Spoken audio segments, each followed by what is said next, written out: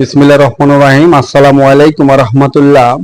আমি এ যাবৎকাল সময় বলে আসছি, এখনো বলছি, এবং যতদিন মহান আল্লাহ তাআলা আমার এই জবান দিয়ে কথা বলার ক্ষমতা রাখবেন, আমাকে সুস্থ রাখবেন, ততদিন বলবো, শুধুমাত্র খাদ্য খাওয়ালেই মাছের সঠিক বৃদ্ধি হয় না।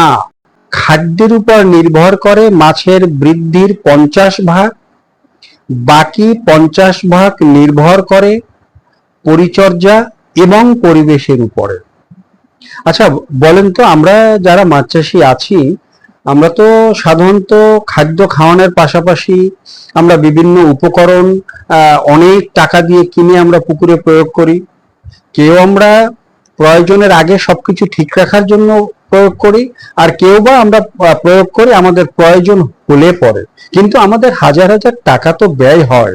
আমরা যদি সামান্য কয়টা পয়সা খরচা করে এমন কিছু উপকরণ একটু পরিশ্রমের বিনিময়ে নিজেই তৈরি করতে পারি, যার কোনো পার্শ্ব প্রতিক্রিয়া নেই, এবং আমার হাজার হাজার টাকা বেঁচে যাবে, তাহলে সেটা আমরা করতে কার্পণ্যতা কেন করব? পরিবেশ ঠিক রাখার জন্য আমরা যতগুলো উপাদান বা উপকরণ আমরা ব্যবহার করে থাকি বা আমাদের প্রয়োজন হয়, তারই একটা উপকরণ হলো প্রোবায়োটিক এবং আরেকটা উপকরণ হলো এনজাইম। তো আজকে আপনাদের সাথে আমি আলোচনা করব সুপার প্রোবায়োটিক এবং এনজাইম তৈরির ফর্মুলা নিয়ে।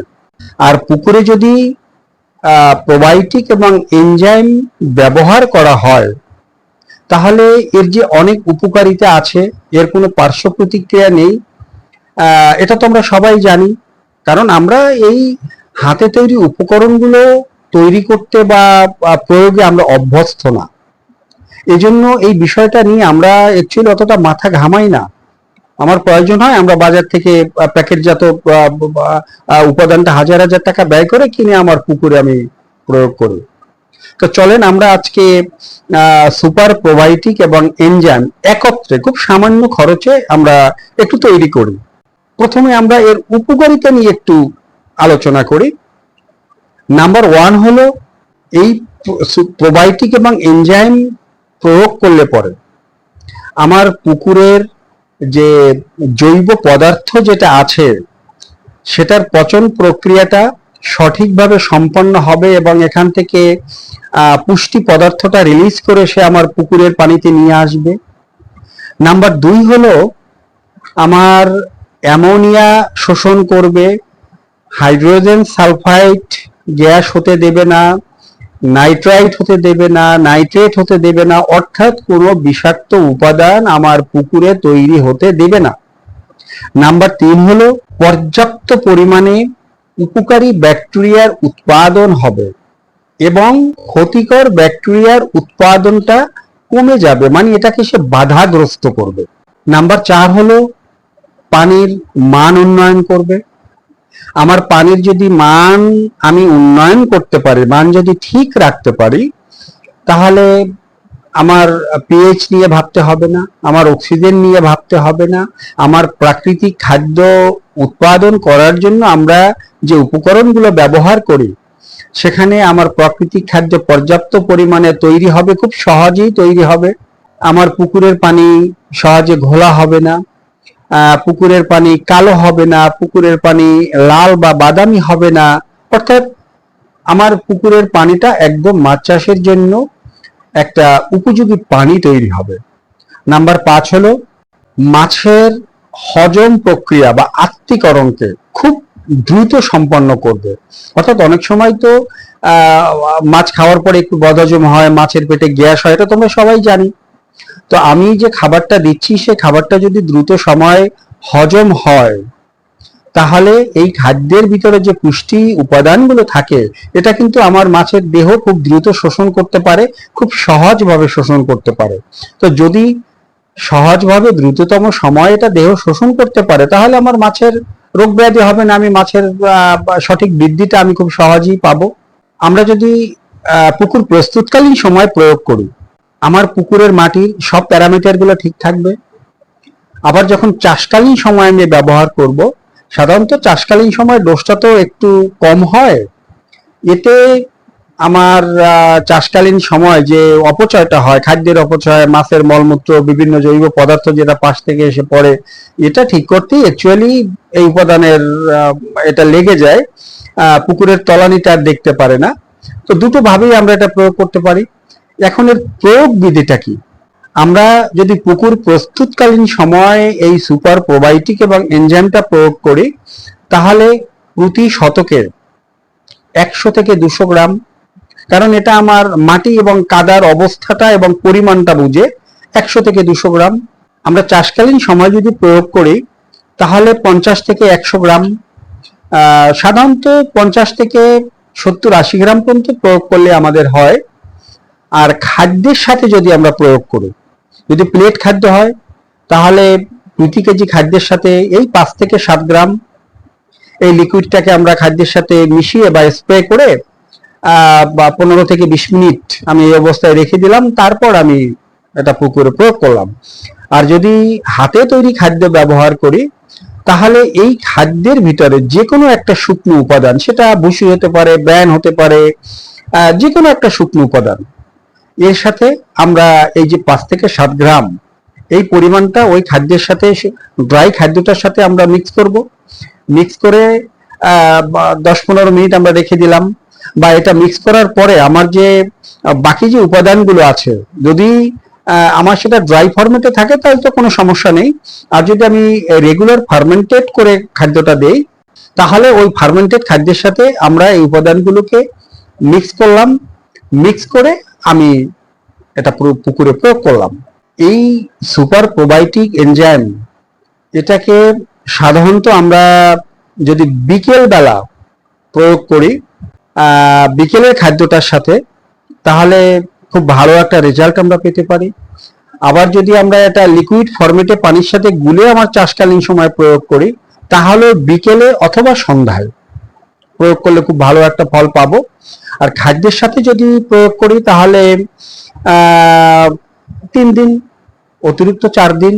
আমরা যদি অল্প অল্প করে করি, যে আমি 4 গ্রাম করে দিব, আমি প্রতিদিনই এটা দেব, কারণ এর তো কোনো পার্শ্ব প্রতিক্রিয়া নেই, উপকার আছে, তাহলে আমি তাও দিতে পারি। তবে কমপক্ষে 3 থেকে 4 দিন এটা দেওয়া উচিত। আমার যতটুকু প্রয়োজন আমি তো ততটুকুই তৈরি করব না, কারণ যেহেতু তৈরি করে একটু ঝামেলা, সেক্ষেত্রে আমাদের সংরক্ষণ করতে হবে। তাহলে সংরক্ষণ পদ্ধতিটা কি? আপনি যদি একটা কন্টেনারে করে ছায়াযুক্ত ঠান্ডা জায়গায় রাখেন, তাহলে 3 থেকে 6 মাস, অর্থাৎ 3 মাস পর্যন্ত এর সুপার অ্যাক্টিভ থাকবে। আর 6 মাস পর্যন্ত এর কার্যকারিতা ঠিক থাকবে, মানে একটু কমতে থাকবে। 6 মাস পর্যন্ত রাখতে পারবো। আর যদি আমরা ফ্রিজে এটাকে সংরক্ষণ করি, তাহলে আমাদের এটা 6 মাস পর্যন্ত একদম সুপার অ্যাক্টিভ, কিন্তু 1 বছর পর্যন্ত এর কার্যকারিতা ঠিক থাকবে, মানে আস্তে আস্তে মানটা একটু কমতে থাকে। তবে সংরক্ষণকালে কন্টেনারের মুখটা অবশ্যই ভালো করে বন্ধ করতে হবে, যেন হাওয়া চলাচল করতে না পারে। এবং প্রথম এই 12-15 দিন প্রতিদিন একবার একটু খুলে হালকা গ্যাসটা বের করে দিলে, এরপর আপনি কন্টেনারটা বন্ধ করে আপনি একদম দীর্ঘ সময় পর্যন্ত আপনি এটা রেখে আপনি প্রয়োগ করলেন। এখন আসি কি কি উপকরণ দিয়ে এই সুপার প্রোবায়োটিক এবং এনজাইমটা তৈরি করব।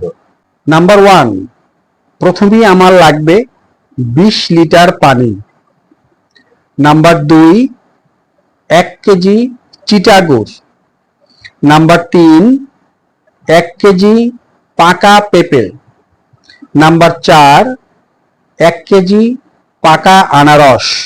নাম্বার 6, 500 থেকে 700 গ্রাম পাকা কলা। 1 কেজি নিলেও কোনো সমস্যা নেই।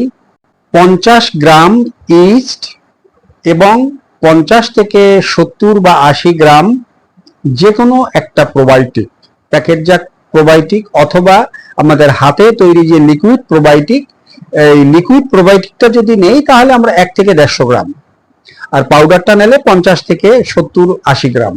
আমার পাকা পেঁপেটা একদম সিল্কে সহ, আনারস, পাকা আনারস এটাও সিল্কে সহ, কলাটাও ছিলকে সহ। আমি এটাকে থেতলেও নিতে পারি, কেটে ছোট ছোট পিচ করেও নিতে পারি, আমি এটা ব্লেন্ড করেও নিতে পারি। এজন্য আমাকে একটা পরিষ্কার ড্রাম নিতে হবে। ড্রামে প্রথমেই আমি 20 লিটার পানি দিলাম। এরপরে আমার যে 50 গ্রাম ইস্ট, এটাকে একটু চিনি বা চিটাগুড় দিয়ে আমি লাইভ করে নিলাম। লাইভ হতে হতে আমার তো 5-10 মিনিট সময় লাগবে। এই সময়টায় আমি চিটাগুড়টাকে আমার ড্রামের পানির সাথে ভালো করে মিক্স করে নিলাম। মিক্স করার পরে আমি এই লাইভ করা ইস্টটাকে এখানে ঢেলে একটু নেড়ে বাকি যে উপকরণগুলো এগুলো এর সাথে দিয়ে ভালো করে একটু ঘেটে দিলাম। ঘেটে এর উপরটাকে একটা কাপড় দিয়ে আমি বন্ধ করে দিলাম যেন বায়ু চলাচল করতে পারে। অবশ্যই ছায়াযুক্ত একটা ঠান্ডা জায়গায় রাখতে হবে, যেন বা রৌদ্রের তাপ সেখানে না পড়ে বা গরমের মাত্রাটা সেখানে খুব বেশি না হয়। একটু ঠান্ডা জায়গায় রাখতে হবে। 36 থেকে 48 ঘন্টা এই অবস্থায় এটাকে রেখে দিতে হবে। কোনো কিছু করা যাবে না, নাড়াচাড়া করা যাবে না। 36 থেকে 48 ঘন্টা পরে প্রতিদিন 1 থেকে 2 বার আমাকে এই উপকরণটা একটু ঘেটে দিতে হবে, যেন এর ভিতরে কোনো বিষাক্ত গ্যাস জমে আমার এই প্রোবায়োটিক এবং এনজাইমটাকে নষ্ট করতে না পারে। তো কমপক্ষে 6 থেকে 7 দিন সময় লাগবে আমার এই ব্যাকটেরিয়ার উৎপাদন হতে। তো 6 থেকে 7 দিন পরও আমি এটাকে আমার প্রজেক্টে প্রয়োগ করতে পারি। যদি 12 থেকে 15 দিন আমি এটাকে ফার্মেন্টেড করি, তখন আমি 100% সুপার প্রোবায়োটিক এবং এনজাইম পেয়ে গেলাম। আমার এই প্রোবায়োটিকটা যে ভালো আছে না নষ্ট হয়ে গেছে, এটা আমি কি করে বুঝবো? আমি যে উপাদানগুলো আমি মিক্স করে যে ড্রামটায় রাখলাম, আমার সব উপকরণগুলো তো নিচে গিয়ে জমবে, উপরে শুধু পানিটা থাকবে। এই পানিটার রং যদি বাদামি বা একটু গাঢ় বাদামি বা একটু হালকা লালচে কালার এরকম যদি থাকে, তাহলে আপনি বুঝবেন যে আপনার উপকরণগুলো ঠিক আছে। এবং এটা যখন ফার্মেন্ট হতে শুরু করবে, তখন দেখবেন আস্তে আস্তে একটা টক মিষ্টি ঝাঁঝালো গন্ধ আপনার নাকে স্মেলটা চলে আসবে। স্মেলটা অ্যাকচুয়ালি খুব লোভনীয় একটা স্মেল। আর যদি এই উপকরণটা নষ্ট হয়ে যায়, তাহলে আমার পানিটা ঘোলাটে হতে পারে, পানিটা কালচে হতে পারে, পানিটা নীল বর্ণের হতে পারে, পানিটা থেকে একটু পচা গন্ধ বা একটা উটকো গন্ধ আসতে পারে, পানির উপরে একটা ফাঙ্গাসের স্তর, এই যে সাদা যে ফাঙ্গাস, এরকম একটা ফাঙ্গাসের স্তর পড়তে পারে। তাহলে আমরা বুঝবো নষ্ট হয়ে গেছে, উপকরণটা আমাদের ফেলে দিতে হবে। তবে যদি সব নিয়ম কানুন মেনে সঠিকভাবে আমরা এই প্রস্তুতের কার্যক্রমটা শুরু করি, সাধারণত এটা নষ্ট হয় না। তবে আমরা যেহেতু ইস্ট ব্যবহার করছি, সেক্ষেত্রে অনেক সময় উপরে একটা সাদা সরের মতো একটা পাতলা আবরণ জমতে পারে। এটা দেখে ভয় পাওয়ার কিছু নাই। আশা করি আজকের এই ছোট্ট ভিডিওটা আপনাদের অনেক উপকারে আসবে। আপনারা সবাই ভালো থাকবেন, আপনাদের মাছ চাষ ভালো হোক। আসসালামু আলাইকুম।